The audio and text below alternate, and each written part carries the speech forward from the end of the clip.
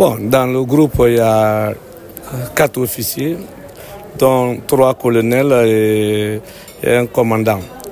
Et sous le fondement de l'article 48 du Code de la justice militaire, la poursuite contre un officier supérieur est subordonnée à l'autorisation préalable du ministre en charge de la Défense.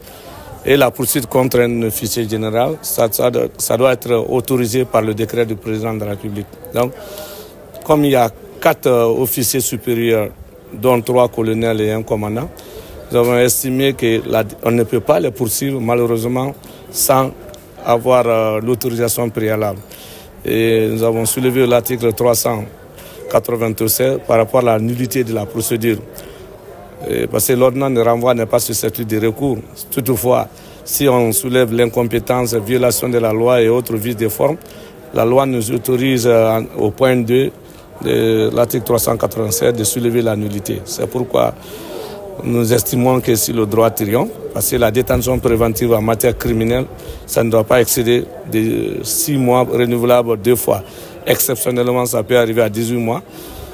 Au pire des cas, en matière de génocide et autres infractions telles que cocaïne, ça ne doit pas excéder de 24 mois. Et depuis le mois de février 2021, ils sont en détention préventive. Donc ça dépasse 3 ans. Donc le mandat est caduc. Leur liberté ne peut plus être justifiée par une légalité. Donc c'est de la séquestration. Il y a cela, mais en cas de on les poursuit pour recel.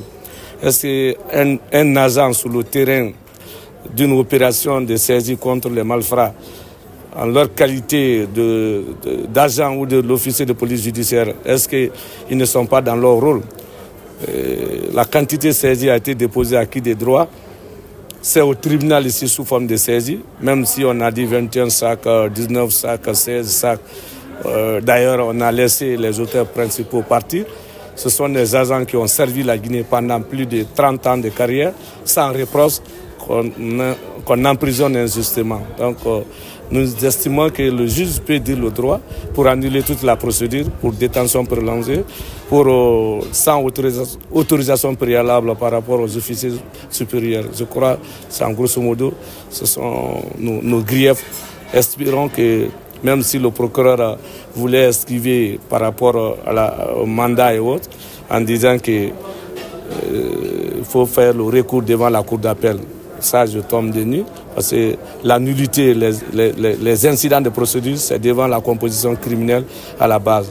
Oui, mais quand c'est coordonné par leur chef d'opération qui a ordonné qu'on puisse amener la drogue au niveau des CMS de Camayen, et la drogue, c'est ça qu'on a déposé au tribunal. Si on doit reprocher à ces agents-là qu'il y a une faute, celui qui a coordonné le mouvement quand même, la justice doit être équitable.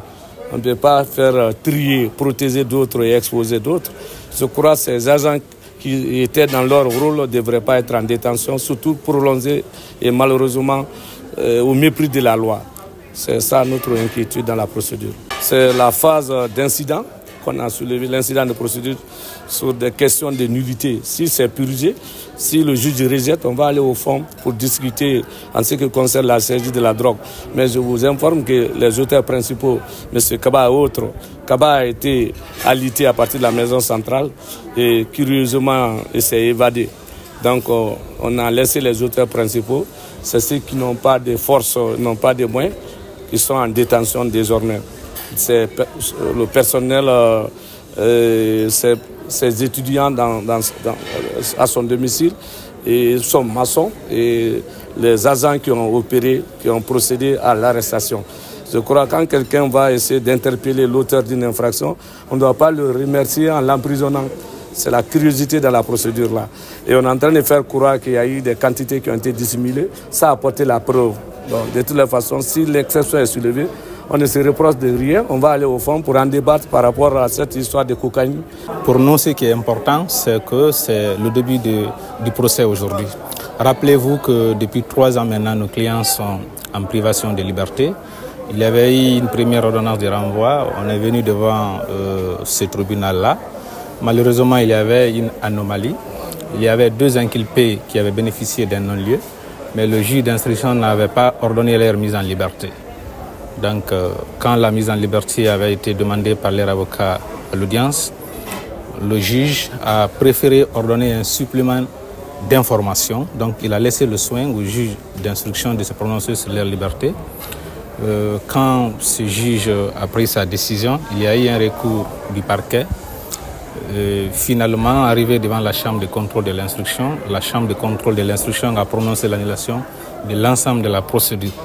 Cela a fait que nos clients sont en détention depuis 3 ans maintenant. Nous sommes vraiment pressés d'aller au fond dans ces dossiers si toutefois le tribunal ne suit pas la partie de la défense qui a soulevé l'annulation de la procédure, annulation pour laquelle je ne vais vraiment pas apprécier les motifs invoqués par cette partie de la défense. Nous restons concentrés sur la procédure. Nous attendons la décision que le juge va prendre. On n'a pas voulu nous associer à cette demande de nullité. On attend la décision du juge. Si le juge les suit, tant mieux, ça nous profitera. Mais on n'a vraiment pas voulu nous associer. On n'a pas voulu soutenir cette demande. Nous sommes concentrés sur la procédure. Nous attendons la décision du juge. Qu'est-ce qu'on reproche réellement à vos clients dans ce dossier? Bon, on parle de... Les uns, nos clients sont poursuivis pour recel de la cocaïne. Voilà, c'est ça. Qui sont vos clients? Bon, ce sont les officiers de la police qui sont dans ce dossier-là, qui avaient travaillé dans le dossier lorsque la cocaïne avait été découverte. Ils ont travaillé dans le dossier. Finalement, on leur a collé une procédure de recel. Pour la première fois, dans la première ordonnance, c'est cette qualification que l'ordonnance avait retenue. Et pour cette seconde fois aussi, c'est la même qualification qui a été retenue. Nous attendons que le parquet apporte les éléments qui prouvent réellement qu'il y a recel de la cocaïne qui serait commis par eux. Oui, bien évidemment, vous constaterez tout d'abord que c'est un effort que notre parquet a fait depuis que nous sommes venus pour programmer certains dossiers qui ont duré au parquet, au tribunal de première instance de Dixine. Et au début de l'année, on a jugé nécessaire, c'est un dossier qui a duré ici, l'instruction est finie depuis un certain temps.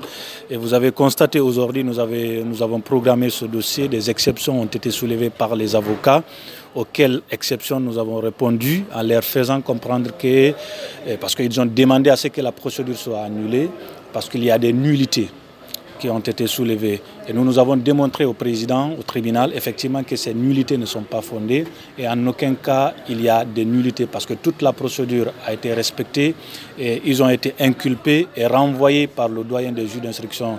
Alors, pour dire que selon ce qu'ils ont dit, ce sont des OPJ ou bien parce qu'ils sont des militaires, ils ne devaient pas être traduits devant ce tribunal, c'est pourquoi nous avons répondu en visant les dispositions de l'article 14 du Code de procédure pénale pour leur faire comprendre que ce ne sont pas tous les officiers qui ont la qualité d'OPJ. Et donc pour avoir la qualité d'OPJ, il ne suffit pas tout simplement d'être un agent ou bien un commandant ou un commissaire, mais il faut que la personne soit habilitée par le procureur général et que la personne ait cette habilitation pour pouvoir bénéficier des avantages ou des privilèges de juridiction accordés par les dispositions des articles 753, 754 du Code de procédure pénale guinéen. Donc nous avons demandé à ce que ces exceptions soient rejetées par le tribunal et le tribunal a renvoyé le dossier à Huitaine, donc lundi prochain, pour statuer sur ces exceptions soulevées.